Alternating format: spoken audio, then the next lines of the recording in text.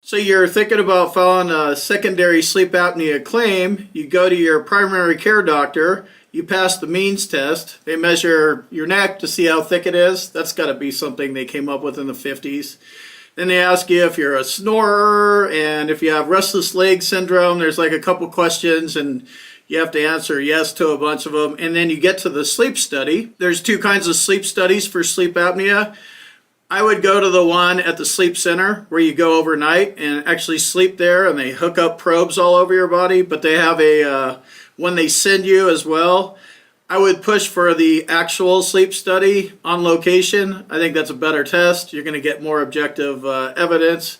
But if you can't get that one, you can win with the at-home test as well, but try to get it. So I think a lot of us go to the sleep study and then end up with a diagnosis of sleep apnea. They prescribe us the CPAP machine, and we have symptoms. So we have the diagnosis and the symptoms locked down and the CPAP machine.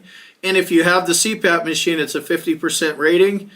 You don't have to use it. They don't check to see how much you're using it for VA rating purposes. You just need the prescription for it. But where we get denied a lot is the nexus.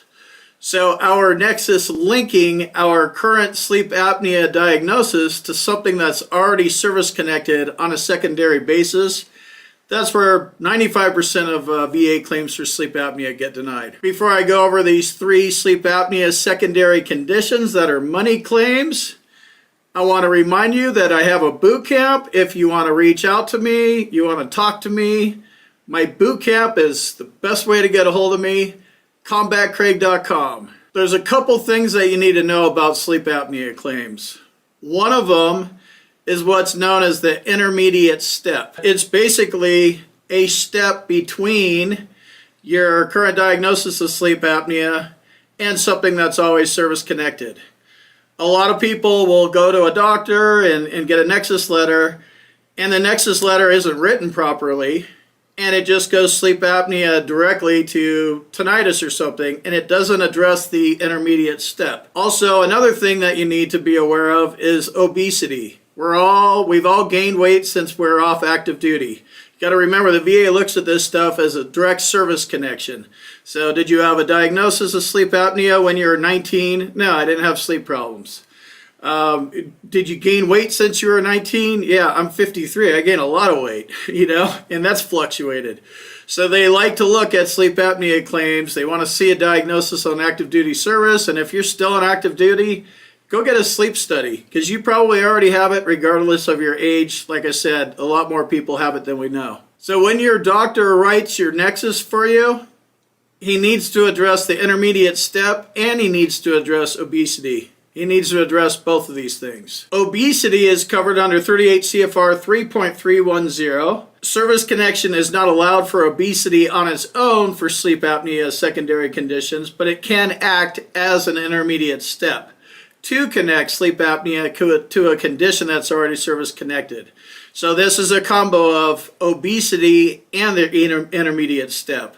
Another example would be medications and their intermediate steps. So there's various intermediate steps. They need to be addressed and your nexus needs to be written properly. So when it comes to obesity, they do not allow service connection on its own. But when you're using obesity as an intermediate step, here's what you need to know. But basically what this is saying is the service-connected disability caused the veteran to become obese. So in this case, let's just use back. So your back is jacked and it caused you to become obese because you don't move anymore. I have a jacked back. I take medications and I don't move around. It's caused me to gain weight. That's the first part. Number 2 is the obesity was a substantial factor in causing the claim condition. So if I'm filing a claim for sleep apnea secondary to my lower back, they're going to be looking like, well, if he didn't have this lower back condition, would he still have gotten sleep apnea? Maybe, but you need to argue that I was fine. I didn't have sleep apnea problems. I didn't have obesity problems. My back got jacked up, started gaining weight because I can't move around and you guys are just popping pills all the time. right? So you have to say that obesity was a substantial factor because of your lower back. And then the third part is the claimed secondary disability, the sleep apnea, would not have occurred but for the obesity caused by the service-connected disability. So you need to address that too. You need to say that the sleep apnea wouldn't even have occurred in the first place if the lower back didn't occur in the first place, because you would have removed the obesity and the sleep apnea. So you want to address all three of those things. Links in the description to this document. Let me jump in here real quick and tell you about my boot camp. If you want to learn more about the VA claims process, check out my boot camp. You can talk to me live. There's a link on the website and in the description, combatcraig.com. And also, if you need medical evidence like a nexus or documenting your symptoms properly, go to our website, combatcraig.com, and it says medteam/nexus letters. Click on that link, fill out the form, boom, you're done.